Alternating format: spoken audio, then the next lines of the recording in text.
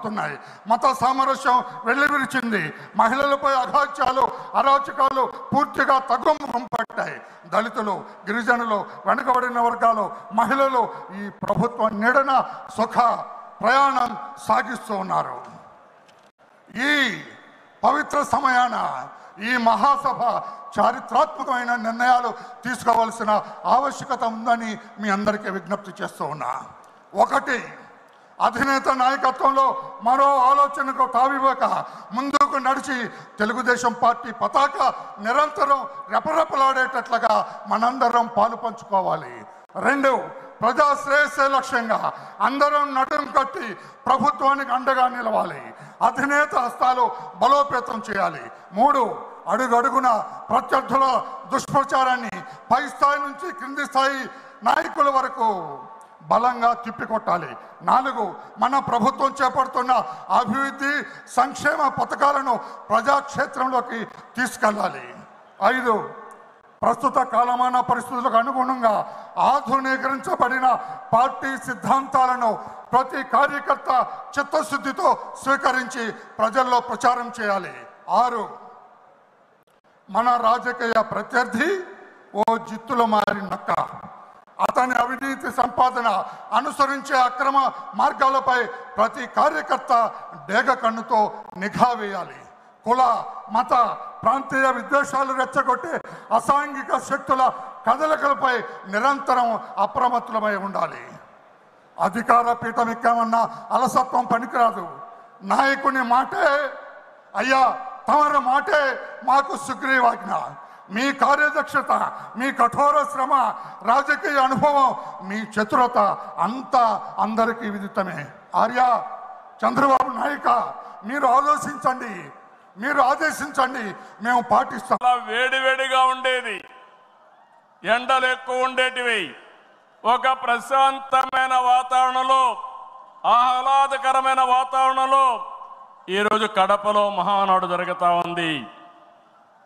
ఉమ్మడి కడప జిల్లాలో 10 స్థానాలకు గాను 7 స్థానాలు గెలిచాం. మన సత్తా చాటాం. ఈసారి ఇంకొంచెం కష్టపడితే 10కి 10 మనమే స్వీప్ చేస్తాం. రాయలసీమ ప్రజలు అద్భుత చైతన్యంతో ఈసారి ఇచ్చిన తీర్పును గౌరవిస్తూ వారికి ధన్యవాదాలు తెలపడానికి కడపలో మహానాడు పెట్టాలని నిర్ణయించాం. ఈ మహానాడును మీరు చూస్తే బ్రహ్మాండంగా చేసిన నాయకులకు, కార్యకర్తలకు మనస్ఫూర్తిగా అభినందనలు, కృతజ్ఞతలు. 2024 ఎన్నికల్లో పార్టీ సాధించిన విజయం అసామాన్యం. 93% స్ట్రైక్ రేట్, 57% పైన ఓటు షేర్తో కొత్త చరిత్రను సృష్టించాం. ఇది ముమ్మాటికి కారణం పసుపు సైనికులే, ఇక్కడుండే మీ నాయకత్వమే కారణమని మీ అందరికీ విజ్ఞప్తి చేస్తున్నాం. నాయకత్వమే కారణమని మీ అందరికీ విజ్ఞప్తి చేస్తున్నాం. మీరు చేసిన పోరాటాలే నేటి అధికారం, మీ త్యాగాలే నేటి ఈ స్థానం. ఇది కాకుండా సమయానుకూలం మనం ఎప్పటికప్పుడు స్ట్రాటజీ కూడా ఆలోచించినప్పుడు జనసేన, బీజేపీ పొత్తు పెట్టుకుని ఎన్డీఏ ఏర్పాటు చేసుకున్నాం. దానివల్ల కూడా ఈరోజు ఈ మహా విజయానికి దోహదం చేశాయని చెప్పి విజ్ఞప్తి చేస్తున్నాం. ఏమీ ఆశించకుండా దశాబ్దాలుగా ప్రతి గ్రామంలో జెండా మోస్తున్న కార్యకర్తల వల్లనే మనం ఇక్కడున్నాం. నేనే కాదు, ప్రతి ఎమ్మెల్యే, ప్రతి ఎంపీ, ప్రతి మంత్రి గుర్తించుకోవాలి. 43 ఏళ్ల ప్రస్థానంలో దేశంలో ఏ పార్టీ ఎదుర్కొన్నటువంటి సంక్షోభాలు పార్టీ ఎదుర్కొన్నాం. అయితే పార్టీ పని అయిపోయిందని మాట్లాడిన వాళ్ళు వాళ్ళ పని అయిపోయింది తప్ప పార్టీ మాత్రం ఎప్పుడు ఎక్కడ తిరిగి చూడలేదు, తెలుగుదేశం జెండా రెపరెపలాడుతూనే ఉంటుంది.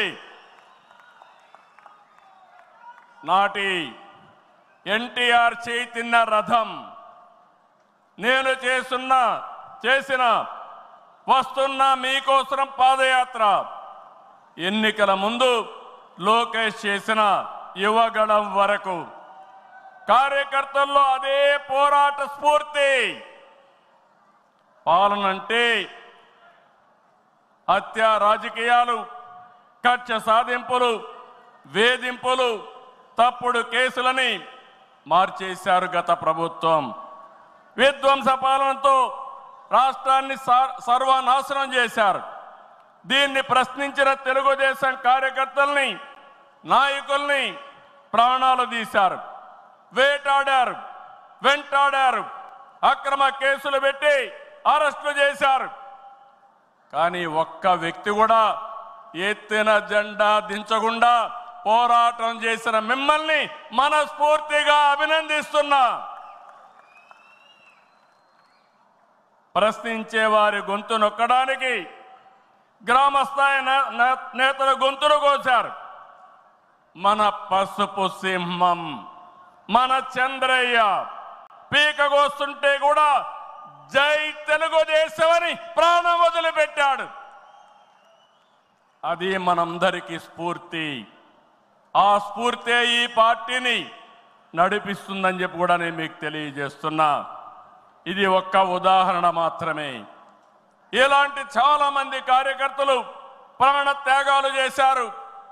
ఆశయ సాధన కోసం రాజీ లేని పోరాటాలు చేశారు. వారి స్ఫూర్తి తెలుగుదేశంలో శాశ్వతంగా ఉంటుందని చెప్పి కూడా నేను మీకు తెలియజేస్తున్నా. ఎత్తిన జెండా దించని కార్యకర్తల పోరాటాలు, త్యాగాల వల్లనే కూటమి ప్రభుత్వం అధికారంలోకి వచ్చింది.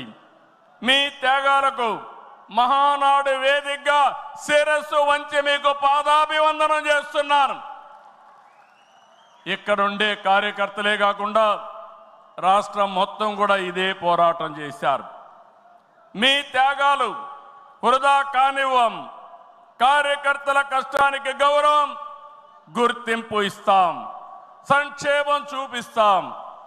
ఈ రాష్ట్రాన్ని దశ దిశ మార్చే కార్యక్రమాలకు శ్రీకారం చుడతాం. దేశంలో అనేక పార్టీలు ఉన్నాయి, కానీ ప్రజల జీవితాల్లో ఇంతగా ప్రభావితం చేసిన ఏకైక పార్టీ ఉందంటే అది ఒకే ఒక పార్టీ, తెలుగుదేశం పార్టీ. తెలుగు జాతి సంక్షేమం, అభివృద్ధి మాత్రమే అజెండాగా 43 ఏళ్ల టీడీపీ ప్రస్థానం సాగుతుంది. అటు తెలంగాణ నుంచి ఇటు ఉత్తరాంధ్ర వరకు అభివృద్ధి అంటే తెలుగుదేశం పార్టీ ఆవిర్భావానికి ముందు తర్వాతను చూడాల్సిన అవసరం ఉంది. ఇది చరిత్ర చెప్పిన వాస్తవం. సంక్షేమం, సంస్కరణలు, అభివృద్ధి, ప్రతిదానికి టీడీపీనే ఒక ట్రెండ్ సెట్టర్. టీడీపీ పాలనే ఒక బ్రాండ్ అంబాసిడర్. ఒకసారి చరిత్ర మనం చూస్తే పటేల్ పట్వారీ వ్యవస్థ రద్దు నుంచి ఆడబిడ్డల ఆస్తి హక్కు వరకు, బాలికా విద్యకు ప్రోత్సాహం నుంచి ప్రత్యేక మహిళా యూనివర్సిటీ వరకు, లోటు కరెంటు నుంచి మిగులు విద్యుత్ వరకు, ₹2 కిలో బియ్యం నుంచి పక్కా ఇళ్ల వరకు, ₹30 పింఛన్ నుంచి ₹4,000 పింఛన్ వరకు, వంట కష్టాలను దీపం పథకం తప్పించడం నుంచి డాక్రా సంఘాల సాధికారం వరకు, నిరుద్యోగ పరిస్థితుల నుంచి ఐటీ ఉద్యోగాలతో విదేశాలలో సత్తా సాటే వరకు, రాయలసీమ రైతన్నులు సాగునీటి కోసం తల్లడిల్లే పరిస్థితి నుంచి డ్రిప్ సబ్సిడీలతో సిరులు పండించే వరకు, బడుగు బలహీన వర్గాలకు అధికారం చూపిన తొలి పార్టీ తెలుగుదేశం పార్టీ. ఈరోజు బీసీలు ఒకప్పుడైతే అడిగే పరిస్థితి నుంచి శాసించే పరిస్థితికి తెచ్చిన ఏకైక పార్టీ తెలుగుదేశం పార్టీ. ఇలా ఒకటని కాదు, ఒక వర్గం అని కాదు, ఒక ప్రాంతం అని కాదు, ఏ అంశమైనా